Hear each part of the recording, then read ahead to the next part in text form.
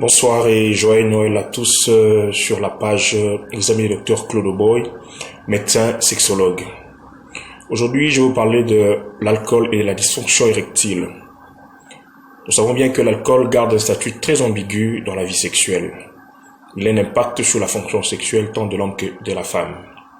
Plusieurs études ont montré que l'alcool augmente les désirs mais diminue la capacité. Ce qui veut dire que la consommation d'alcool pousse à l'envie et au désir en amont, mais réduit la performance d'action en aval. Donc physiquement, on n'arrive plus à poser l'acte sexuel de façon beaucoup plus performante. Si la croyance populaire rapporte qu'il y a une amélioration des performances et de l'éveil sexuel après avoir consommé de l'alcool, tant chez l'homme que chez la femme, les études scientifiques prouvent le contraire et ne confirment pas ces idées reçues. Chez l'homme, lors de l'ingestion légère de boissons alcoolisées, la tumescence pénienne, c'est-à-dire le gonflement du pénis qui traduit l'érection, n'est pas différent des cas de personnes qui n'ont pas consommé l'alcool. Donc il n'y a pas une différence entre quelqu'un qui est en érection qui n'a pas consommé l'alcool et quelqu'un qui est en érection mais qui a consommé l'alcool.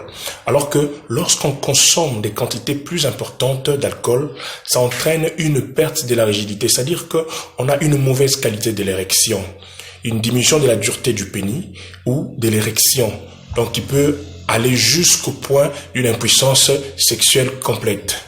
Nous pouvons assister à une association entre la consommation d'alcool et d'autres facteurs sous-jacents. Certaines études qui ont été les premières à être menées nous ont montré que lorsque la consommation chronique d'alcool est associée à d'autres facteurs tels que le tabagisme, l'hypertension artérielle ou la prise d'antihypertenseurs, on assiste à ce moment-là à une impuissance permanente et un faible taux de récupération même après abstinence de l'alcool.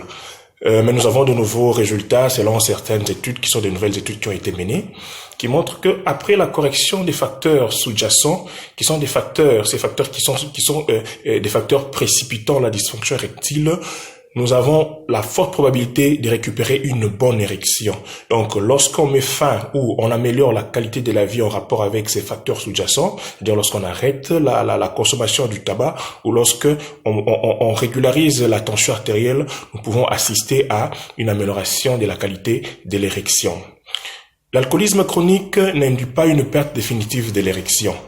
Lorsque nous avons arrêté ou on a amélioré la qualité de la vie par rapport à ces facteurs sous-jacents. Donc, on peut corriger cette perte d'érection très facilement lorsqu'on a réussi à éliminer ces éléments qui peuvent être associés. D'où la nécessité d'une prise en charge pluridisciplinaire. Chez la femme, la consommation d'alcool provoquerait une diminution de la réactivité lors des rapports sexuels. C'est-à-dire que la femme ne sentira plus normalement les mêmes effets sensuels et sensationnels que lorsqu'elle n'a pas consommé l'alcool. Mais ce qui va augmenter en elle, c'est la promiscuité sexuelle, c'est le désir des rapports sexuels et les accomplissements de tous ces désirs. Mais comme pour les hommes, les femmes sous influence éthylique présentent une diminution de l'intensité et de la perception subjective de l'orgasme, dont le délai d'apparition est généralement augmenté.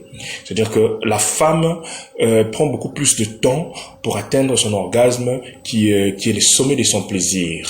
Donc voilà, c'est à vous, à chacun de choisir.